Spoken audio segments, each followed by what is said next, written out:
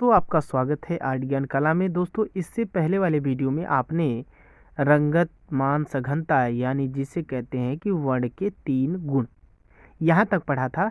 यानी वर्ण के बारे में पूरा डिटेल से पढ़ा था और वर्ण के गुण के बारे में भी पढ़ लिया था, रंगत मान सघनता। अब हम पढ़ेंगे चित्र में वर्ण का महत्व। चित्र में एक चित्र है, उसमें वर्ण का रंग का क्या महत्व होता है, इसके बारे में जानना बहुत ज़रूरी है। और टीजीटी पीजीटी में ऐसा क्वेश्चन यहाँ से बनता है। इसके अंदर जो पढ़ेंगे सीखेंगे उसके बाद हमको मालूम पड़ेगा कि हाँ किस तरीके से क्वेश्चन पुटअप होता है। तो चित्र में वर्ण का जो महत्व है, मानव जीवन के साथ साथ चित्रकला में वर्ण का महत्व जो है बहुत ही महत्वपूर्ण स्थान है। और संसार के प्रत्येक वस्तु कोई न कोई वर्ण लिए होते हैं। जैसे कि आप देखते हैं कि जितने भी चीज़ दिखाई देती है वो एक कलर में होते हैं, अपना एक उसका अलग महत्व होता है, कलर का महत्व होता है, वो कलर होता है।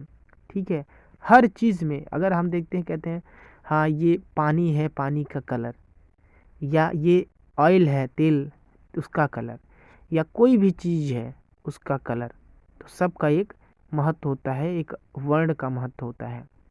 वर्ण मानव जीवन एवं चित्र का सार है। जिस प्रकार संगीत के लिए लय, काव्य के लिए रस की आवश्यकता होती है, ठीक उसी प्रकार चित्र के लिए वर्ण की आवश्यकता होती है। वर्ण के बिना चित्र नीरस है यानी बेकार है। रेखा यदि चित्र का मुख्य आधार है तो उसे पूर्णतः रंग से सहारे मिलते हैं। तो भारतीय चित्र षडंग में भी वर्ण के महत्व को स्वीकारा गया है, बतलाया गया है। चित्र षडंग में वर्ण सामंजस्य को वर्णिका भंग के नाम से संबोधित किया जाता है।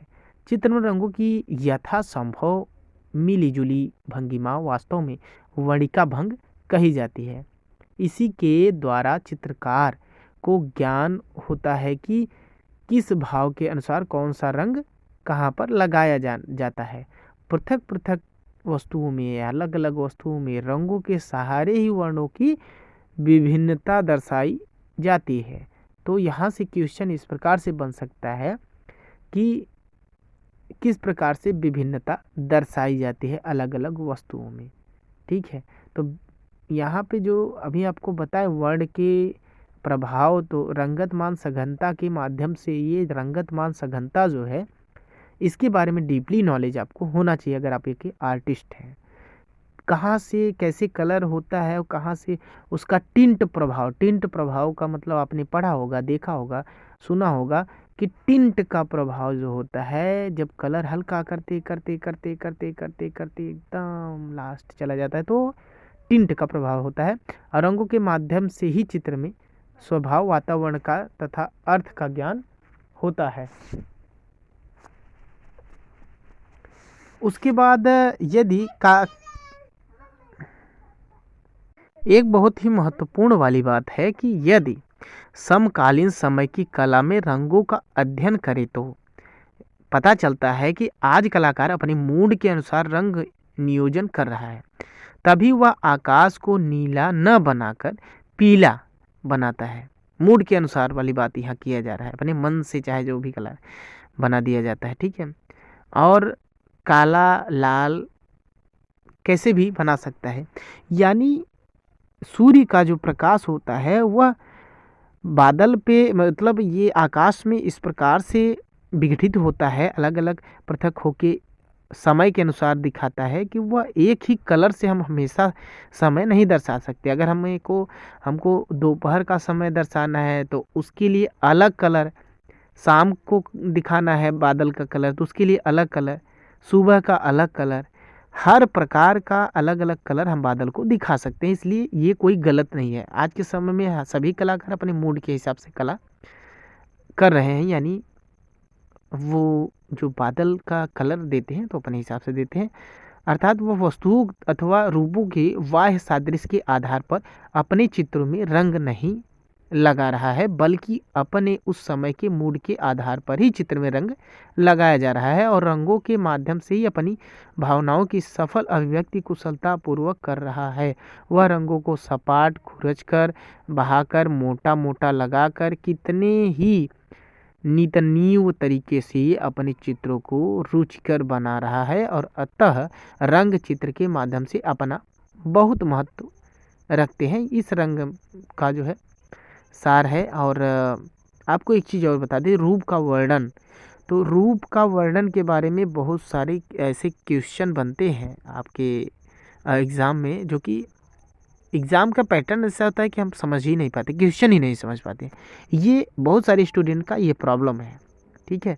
लेकिन हमको सबसे ज़्यादा केयर करना है कि क्वेश्चन को विधिवत समझना। हम पढ़ लेते हैं लेकिन हमारे माइंड सेट के में दूसरा बैठता है और क्वेश्चन गलत कर देते हैं। बाद में देखते हैं कि अरे यार ये तो मैं जान रहा था लेकिन गलत कैसे हो गया। तो उसका कारण है कि कॉन्सेंट्रेट आपका बराबर नहीं रहता, ठीक है। आप पढ़ तो लेते हैं लेकिन उनका आपके माइंड में दूसरा कुछ चल जाता है। तो ये सब विशेष ध्यान देना है। अब यहाँ पे देखते हैं, रूप चित्रकला की मूलाधारों में से एक प्रमुख तत्व है। रूप एक ऐसा क्षेत्र है जिसका अपना एक निश्चित आकार तथा वर्ण होता है। रूप का निर्माण छोटी छोटी वस्तुओं से होता है, किंतु यदि इन बिंदुओं को कलाकार क्रमानुसार केवल एक ही दिशा में बढ़ाया जाए तो रेखा का निर्माण होता है। अतः रूप निर्माण के लिए आवश्यक है कि इन छोटे छोटे में दिशा में इन छोटे छोटे बिंदुओं को सभी दिशाओं में आवश्यकता अनुसार रखा जाए। यह बिंदु बिखरी हुई अवस्था में भी नहीं होने चाहिए। यदि ऐसा होता है तो उनमें किसी रूप का निर्माण नहीं होता है।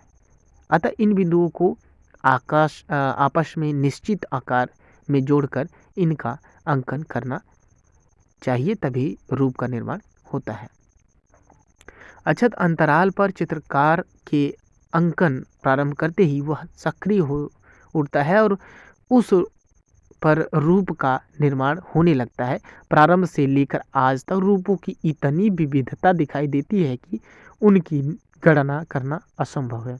भारतीय चित्रशास्त्र में रूप का अध्ययन रूप भेद के अंतर्गत किया जाता है।